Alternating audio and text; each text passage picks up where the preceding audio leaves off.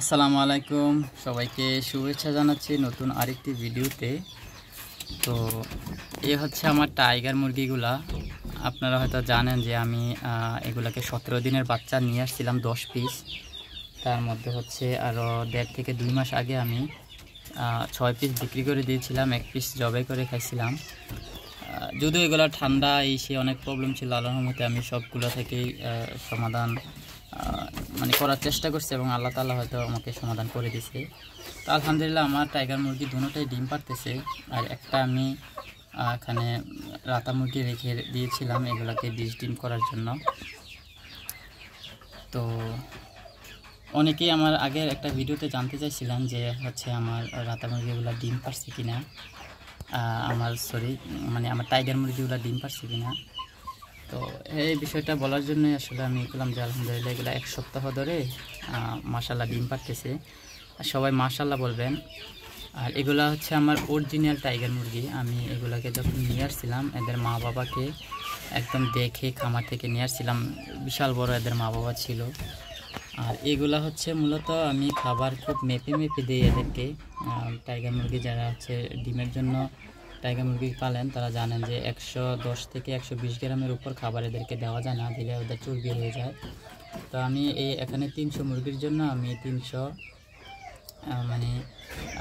একদিনে সকাল বিকাল মিলিয়ে আমি 350 গ্রাম খাবার এদেরকে দিই। 350 গ্রাম খাবার দিই দুটোটা মিলিয়ে।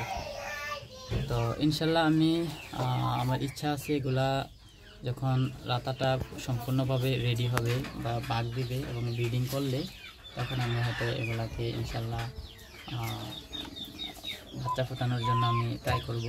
তো এখানে যে প্রবলেমটা হচ্ছে খাঁচাটা আসলে তত একটা ছোট, তত একটা বড় না, যার কারণে এটা হয়তো ব্রিডিং করার জায়গাটা এখানে ওরা পায় না। এরা যে ব্রিডিং করবে কারণ আসলে আপনারা দেখতে পাচ্ছেন যে রাতাটার পরে আসলে ওইরকম জায়গা নাই।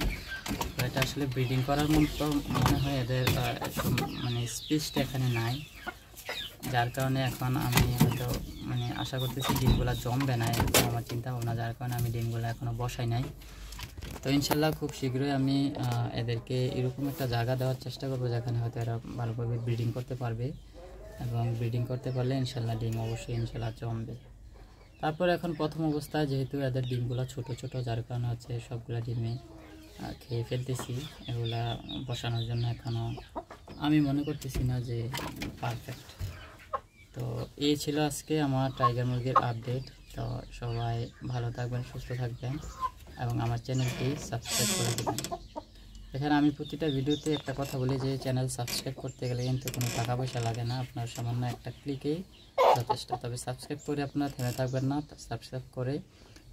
সাবস্ক্রাইব করার পর অবশ্যই বেল আইকনটি আপনারা বাজিয়ে দেবেন। তাহলে যেটা হবে যে আমার প্রতিটা ভিডিও নতুন ভিডিওগুলো আপনাদের সামনে সবার আগে পৌঁছে যাবে। তো ভালো থাকবেন সবাই, সুস্থ থাকবেন। নতুন আরেকটি ভিডিও আসার আগ পর্যন্ত সবাইকে বিদায় জানাচ্ছি। আসসালামু আলাইকুম ওয়া রাহমাতুল্লাহি ওয়া বারাকাতুহু।